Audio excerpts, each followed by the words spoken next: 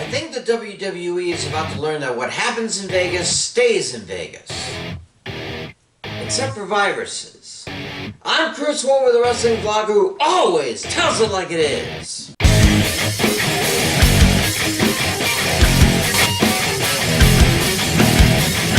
Keeping track of the Olympics, sue me. Let's face uncomfortable facts, alright? COVID-19 is not going away anytime soon. It didn't disappear like a miracle back in November, as a certain so-called politician said. And it's circling the globe, and worse, it's mutating to become more virulent and faster spreading. The Delta variant is the nom de guerre these days, and if something good can be said about it, it's that it's scaring more people into getting in the vaccine. But despite the other politicians saying that 70% of Americans should have been vaccinated by the start of July, there are still many holdouts. Some just can't handle the needle, and some have allergic reactions. I can understand that. But many are now thinking, the guy to my left is protected, the one to my right is protected. Why the hell should I get the vaccine? I'm sure I'll be fine without it. Gosh, it's hot. Why is the room spinning like the laundromat's dryers? Ugh. And it is into this uncertainty that the WWE decided to leave the bubble of the Thunderdome and start playing before packed arenas again. And the biggest test of that will be SummerSlam in Allegiant Stadium just off the Vegas Strip in a few weeks. Now, having just come from there as an early 50th birthday gift to myself, I will say that the stadium from the outside looks outstanding. And when you view the inside at night from the highway, I know that the WWE picked an awesome venue to hold a card in. I'm just not certain that card should be SummerSlam, especially this one. First of all, football stadiums are usually reserved for WrestleManias. I'm not sure if this is like a dry run to have WrestleMania 40 there, but the last SummerSlam that had such a huge crowd, it was at a stadium that hosted a different kind of football. Wembley Stadium in England. But the point is not just the size of the crowd being relatively inappropriate for this particular pay-per-view. It's the sobering fact that a third wave of COVID-19, headed up by the Delta variant, is sweeping the nation as we speak. Now, numbers of new cases aren't yet at last wave's numbers, but the trending is looking a little worrisome. In Clark County, Nevada, where Las Vegas is located, the weekly average of new cases are quickly heading towards 1,000 a day. And just because the cases are reported in Vegas does not mean those who catch it are from there.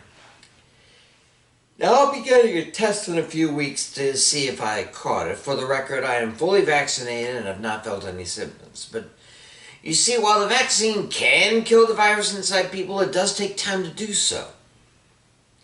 And that time is unfortunately usually spent transferring the virus to others. Also, for the record, I had a mask on in every casino I was in, so if I caught it, the chances of me spreading it was minimal.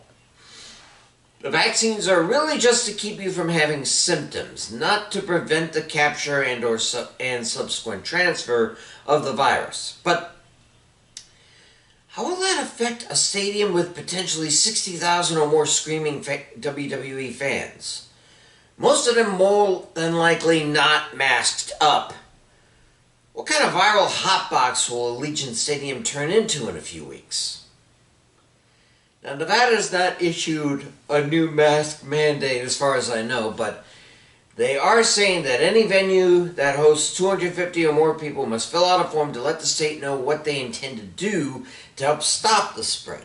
I'm certain Allegiant Stadium has already sent their form not just to the State House, but also to the WWE in preparation for SummerSlam.